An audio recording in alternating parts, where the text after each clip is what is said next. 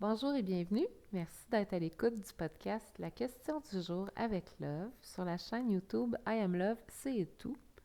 Je suis ton amie Love et c'est un bonheur d'être là avec toi et de répondre à toutes tes questions. Aujourd'hui, un sujet qui pourrait bien t'intéresser ou dont au contraire peut-être tu ne veux plus entendre parler.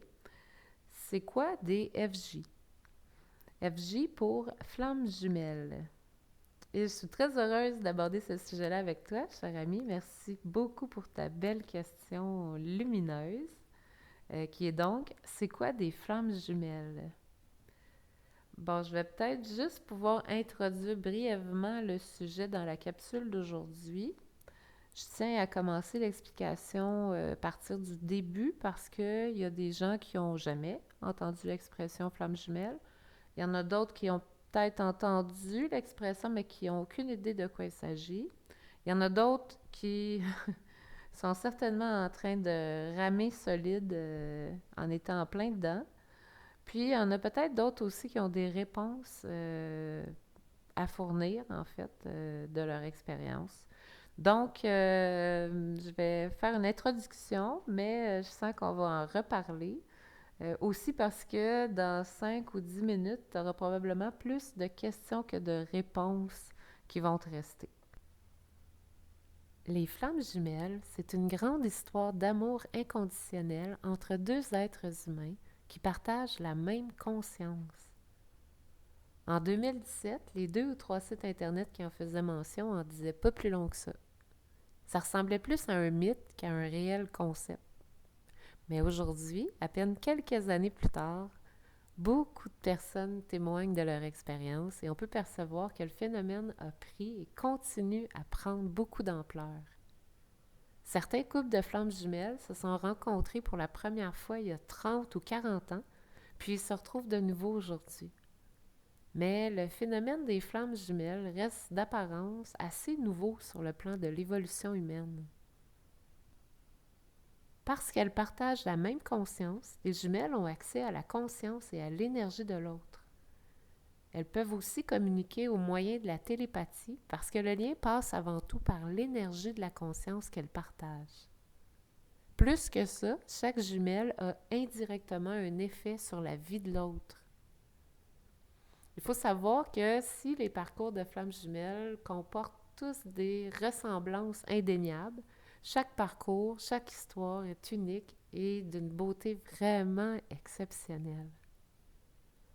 On peut aussi s'inspirer des autres, mais sans se comparer, parce que chaque histoire est différente et se vit de façon très personnelle et très intime, surtout avec soi-même. C'est un parcours intérieur et chaque jumelle pousse l'autre vers une intériorité presque forcée. Pour cette raison, ce parcours est de difficile à très difficile pour les deux jumelles. Les flammes jumelles partagent l'une pour l'autre un amour inconditionnel, mais cet amour-là, il est si grand et si irrésistible qu'il provoque des chocs puis des contre-coups plus ou moins grands chez les deux jumelles lorsque celles-ci entrent en contact. Parce qu'on en sait plus maintenant sur le phénomène, une certaine terminologie a commencé à s'installer, mais de nombreux termes anglais sont encore présents, même si la tendance commence à s'inverser et que des termes français font lentement leur place.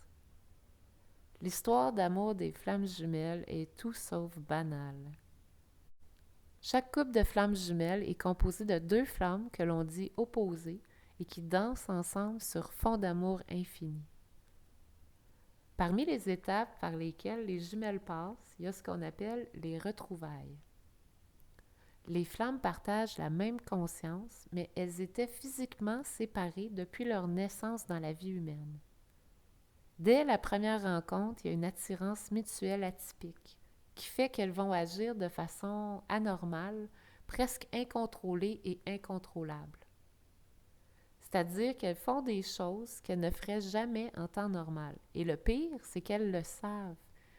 Elles le conscientisent et s'en rendent compte, mais elles le font quand même, comme poussées par une force plus grande qu'elles.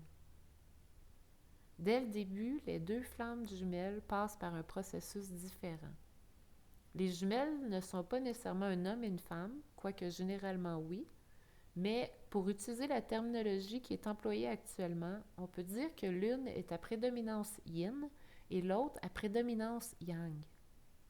Le yin représente le féminin, le ressenti ou l'intuition et l'énergie.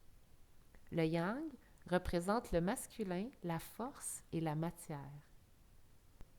La jumelle yin est alors mise face à sa dépendance affective, dont elle croyait s'être débarrassée, tandis que le yang revit sa blessure de rejet provenant de son enfance, dont lui aussi prétendait s'être débarrassé. S'ensuit une séparation plus ou moins longue, et cette séparation est, selon la majorité des témoignages, très souffrante. C'est d'ailleurs ce qui amène les flammes jumelles à travailler sur leurs blessures. En anglais, on appelle la jumelle yin le chaser, qui veut dire celle qui poursuit, parce qu'elle est comme une gomme sous le soulier de la jumelle yang et elle ne décolle plus.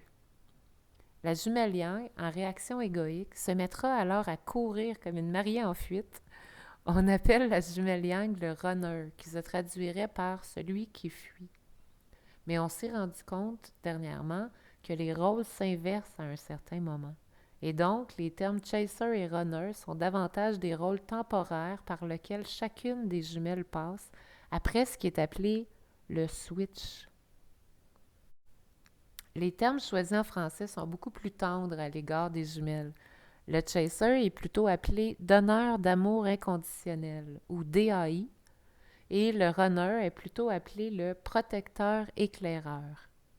J'aime beaucoup ces deux termes qui sont apparus après avoir mieux compris le phénomène et je pense que l'anglais va emboîter le pas et adapter sa terminologie. Peut-être que je mettrai mes connaissances de la linguistique à profit et que je travaillerai sur la terminologie. L'envie vient de me prendre tout à coup. Si tu veux en savoir plus sur l'une ou l'autre des jumelles ou sur l'histoire elle-même, n'hésite pas à poser tes questions dans les commentaires ci-dessous, par la section Nous joindre du site internet, sur les réseaux sociaux ou par courrier recommandé. Et je serai très heureuse de t'en dire plus sur ce sujet qui me passionne. D'ailleurs, j'aborde le sujet en profondeur dans le 2e tome de la trilogie du Nouveau Monde. La trilogie, c'est un guide vers l'éveil en 3 volumes et le 2e volume s'intitule Notre amour parfait. Il est consacré à l'amour, donc je ne pouvais pas faire autrement que de parler du phénomène des flammes jumelles dans la seconde partie du livre qui est consacrée à la conscience. Depuis quelques années, de plus en plus de flammes jumelles semblent se retrouver. Cette étape est appelée la réunion. L'histoire d'amour des flammes jumelles est aussi déstabilisante que grandiosement magique.